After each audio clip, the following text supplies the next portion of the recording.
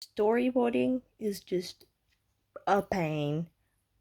It's definitely so far my least favorite step, because this is where you actually need to put your brain into use. Like, especially as someone who's quite a fast artist, the fact that it took me like, what, 20 minutes to draw stick figures, yet I can draw like, I usually I'm lucky to take half an hour to do like the pencil part of like when I'm doing a colored illustration. So yeah, first thing to note, this stuff takes time.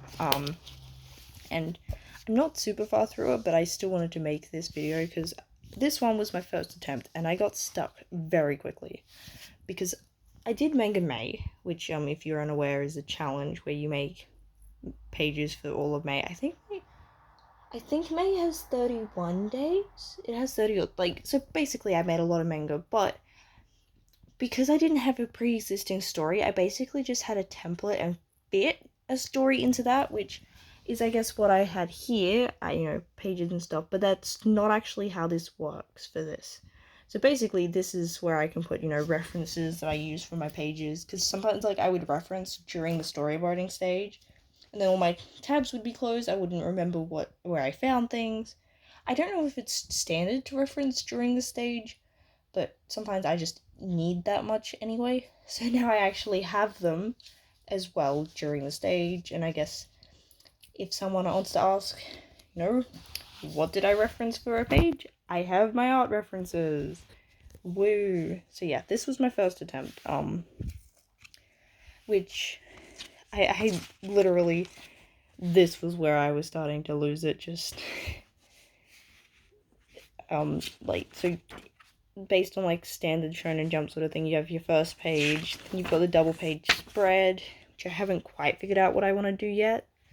That's like the last step, because that'll be a full color illustration. And then you've got like the blank page that often has the logo. Like if you grab a physical volume of manga, you'll see this sort of thing, and then you've got the next page. And yeah, so I'm doing them in these little booklets so I can actually kind of see them as what they would look like printed, because I will be drawing them on 84 pieces of paper and won't get that once I'm actually drawing. But this is my second attempt, which I haven't really gotten that much further, but I found a super secret technique that helped. But I guess I can compare this page, and something that I did change was the way that the island is going to be shaped, because I felt like this was drawing your eye to here, whereas it needs to guide it back to over here, so I kind of drew in like the S shape. I think what I did that got me initially drawing that way is this is like the page reference. I don't know what this manga is. If someone knows, please tell me, because this looks gorgeous. But see, because like that goes this way, then you've got the speech bubble brings you back, so you kind of like go like that, whereas this kind of just jammed. Like, I know that people would probably get this way, but I feel like this one looks nicer because it doesn't have quite the same things communicating. I feel like this directs better than this did. Yeah.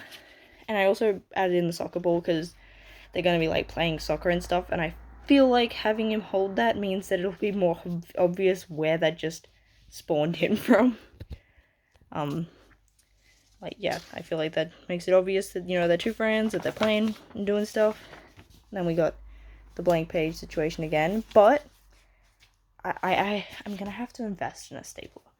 But this is what I ended up finding was my secret technique. So basically, I just got little pieces of paper. This came from a notebook that I think it was like my pop's work had for like promotion, and we got a whole heap because the my pop died and the business closed, so we got like like how businesses have like pens and stuff like that.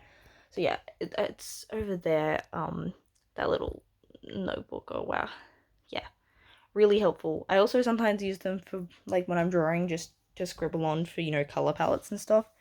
So yeah, I was basically went from the script and made a little thing to indicate all the beats that I want on the page, so I actually know how many panels I need. And I was just lucky that this one matched with the template that I'd picked out, but the next page doesn't, and I'm not sure what I'm going to do there. But this made it a lot more helpful, because before I was kind of getting stuck.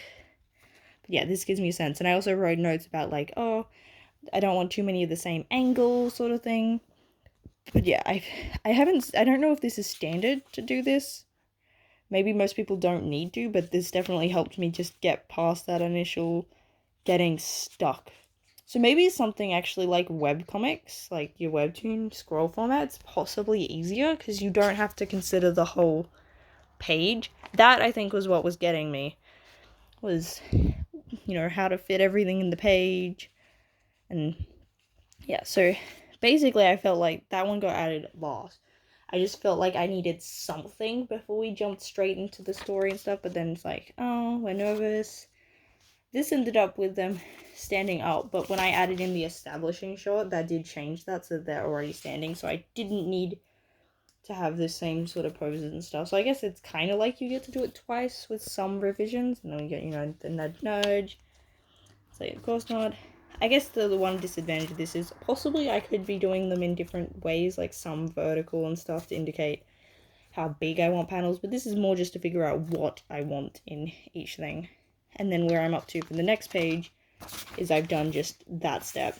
I have also numbered them so that they don't get lost, but I probably need a better system for keeping them. So this one's basically just got 4 beats. I could possibly add more, but yeah, I feel like less on a page is probably better.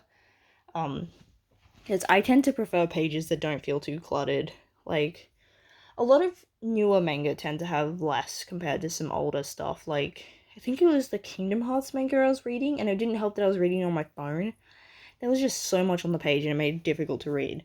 I was enjoying it because I like Kingdom Hearts, but yeah, it was difficult to read just because of how much they were cramming into each page. So yeah. This, I don't know what this technique is called. I guess it's kind of like storyboarding. Where you just get down what you actually need per page. I guess, mostly sharing this so that, I don't know, this is definitely the step that gets me the most, is storyboarding. Because whilst you'd think the actual drawing is the hard part, that's the part that's fun, and you just get to draw. This is like where your brain needs to actually do stuff. That's why storyboarding and planning is so important. But yeah, drawing these stick figures takes way more brain power and takes just as long as, like, actually illustrating stuff, which is insane to me. Like, this does not look like this would have taken, like, half an hour, but yeah, it's crazy. And yeah, I definitely had to add more, things, and then, like, revisions from, this is my, storyboard, like, brainstorming, which I had, that was, like, the last video. This was basically me also procrastinating and just figuring out what I wanted to do stuff with visuals, more, like, got lots of references and stuff. I won't, this, like, the template that I was expecting to use, because I basically just put a whole heap of different templates to make sure that, each page would be different, but this one's got 1, 2, 3, 4, 5 panels, and I only really need 4, so I guess I could possibly adjust what I do. Like, maybe I could use something similar to this. I don't know. I've got to figure out how to translate that, or I could go back and have a look at some of the templates I've gotten and just find another page that's got 4. But yeah, that's where I'm up to. I am still working on this manga. It is taking so long. Like, I am hoping to get this. Well, we're getting into the home stretch. Well, I say that as if this isn't chapter 1 and isn't just the beginning, but we're getting into the home stretch of this. After this step is where the fun begins. I get to actually start drawing and seeing it come to life. So yeah, I guess next video on my updating about this will be the finished storyboards.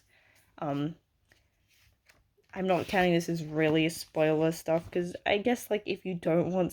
This is also chapter 1, but if you didn't want spoilers on my manga, then this video series isn't the best. Oh, also, this book did actually come in handy. Yeah, just having a look at some of the ways that, like, professional storyboard... Because, like, I've recently been seeing a lot of, Monitor Comics storyboards, and they're really good. Like, they look like finished products, but I think that made me forget what storyboards can look like. Like, these are very basic. Like, there's a lot of range. Like, this one, this feels like very rough, but like, okay, you probably couldn't quite release it like this, but still, like, you got like shading and stuff. This one's also got a fair bit of detail. This one's basically as basic as it gets. And then like this one's quite messy and hard to follow. But yeah, actually seeing, professionals and getting a gauge of like, there's no right or wrong way to do it. You don't need a certain amount of detail. Yeah. I hope that this is helpful. I hope if my big brain technique helps someone out, because storyboarding is hard.